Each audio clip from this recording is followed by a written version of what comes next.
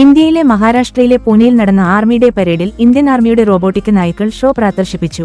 ഇന്ത്യയുടെ സൈനിക പരമാധികാരത്തെ അനുസ്മരിച്ചുകൊണ്ട് ഇന്ത്യൻ സൈന്യം 77ാമത് സൈനിക ദിനം ആഘോഷിച്ചു. ബുധനാഴ്ച 2025 ജനുവരി 15 നടന്ന പരേഡിൽ സൈന്യത്തിലെ സാങ്കേതിക മുന്നേറ്റങ്ങളെ ഉയർത്തിക്കാട്ടിക്കൊണ്ട് mules multi utility legged equipment എന്നറിയപ്പെടുന്ന ക്വാഡ്രിപെഡൽ ആളില്ല ഗ്രൗണ്ട് വെഹിക്കിൾസ് റോബോട്ടിക് നായ്ക്കളുടെ ആദ്യ ബാച്ച് പ്രദർശിപ്പിച്ചു. ഈ റോബോട്ട് നായ്ക്കൾ വിവിധ ഭൂപ്രദേശങ്ങളിൽ പ്രവർത്തിക്കാനും സൈനികർക്ക് അപകടസാധ്യത കുറക്കാനും അവരുടെ കാര്യക്ഷമത മെച്ചപ്പെടുത്താനും രൂപകൽപ്പന ചെയ്തിട്ടുള്ളതാണ്. കോണിപ്പടികൾ കയറാനും ഇറങ്ങാനും കുത്തനെയുള്ള ചരിവുകൾ, അവശിഷ്ടങ്ങൾ നിറഞ്ഞ പ്രദേശങ്ങൾ എന്നിവ നാവിഗേറ്റ് ചെയ്യാനും അവയ്ക്ക് കഴിയുമെന്നും തീവ്രമായ താപനിലയിൽ രൂപകൽപ്പന ചെയ്തിട്ടുള്ളവയാണ്.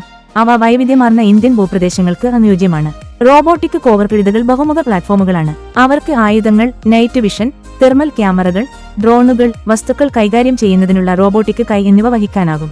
കെമിക്കൽ, റേഡിയേഷൻ സെൻസറുകൾ എന്നിവയും അവയിൽ സജ്ജീകരിക്കാം.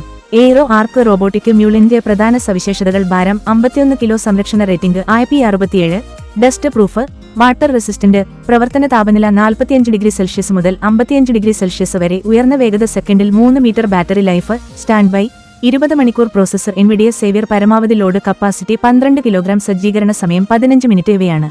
ഖഡ്കിയിലെ BEG ആൻഡ് സെന്റർ പരേഡ് ഗ്രൗണ്ടിൽ നടന്ന സതേൺ കമാൻഡ് ഇൻവെസ്റ്റിച്ചർ സെറമണിയിലാണ് ഇവ പ്രദർശിപ്പിച്ചത്. വിവിധ റെജിമെന്റൽ കേന്ദ്രങ്ങളിൽ നിന്നുള്ള 8 സംഘങ്ങൾ പരേഡിൽ അണിനിരന്നു. അത്യാധുനിക ആയുധങ്ങളും യുദ്ധവാഹനങ്ങളും ചടങ്ങിൽ പ്രദർശിപ്പിച്ചു. സർവീസ് ബിഫോർ സെൽഫ് എന്ന സൈന്യത്തിന്റെ മുദ്രാവാക്യം സൈനികരുടെ സമർപ്പണത്തെ പ്രതിഫലിപ്പിക്കുന്നു. ആർക്ക് വെഞ്ചുവേഴ്സിന്റെ ARCV അനുബന്ധ സ്ഥാപനമായ ന്യൂഡൽഹി ആസ്ഥാനമായുള്ള എയ്റോ ആർക്ക് വികസിപ്പിച്ചെടുത്ത ARCV മ്യൂൾ വിവിധ ജോലികൾക്കായി രൂപകൽപ്പന ചെയ്തിട്ടുള്ളതാണ്. അപകടകരമായ വസ്തുക്കൾ കൈകാര്യം ചെയ്യൽ, CBRNE, ബോംബ് നിർമ്മാർജ്ജനം, രഹസ്യാന്വേഷണ ശേഖരണം എന്നിവ ഇതിൽ ഉൾപ്പെടുന്നു.